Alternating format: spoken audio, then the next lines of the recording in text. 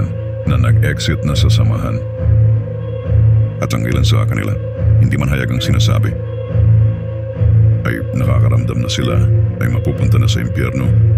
Basahin natin sa Biblia kung ano ang paraan ng kaligtasan sa 1 Corinthians 15:1 and 2. Mababasa natin ito. Ngayon ipinatatalastas ko sa inyo, mga kapatid.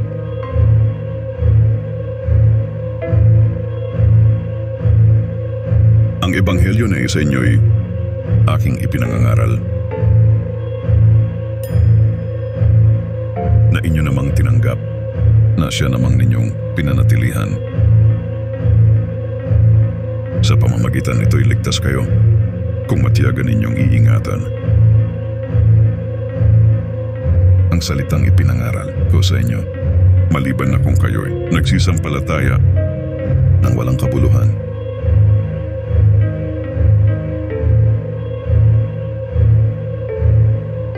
Dito sa verse na ito, ang paraan ng ating kaligtas ay nakasalalay sa pagsunod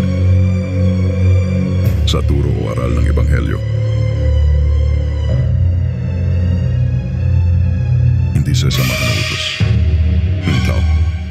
Hindi sa pagpasok lang o pag-anib sa isang samahan.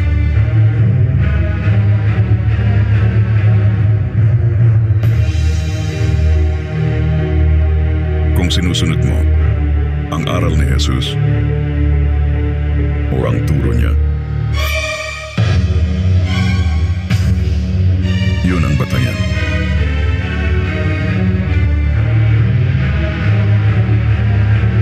Hindi porke lumabas ka na sa iglesia na sa palagay mo ay totoo, wala ka ng kaligtasan.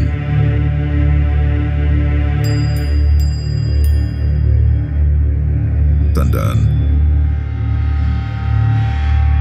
ang paglabas ay hindi ang pagsuway.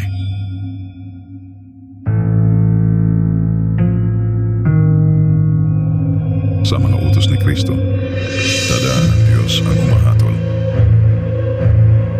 Sa loob ka man o labas ng aral o iglesia. Please like and subscribe. Thanks. To God be all the glory.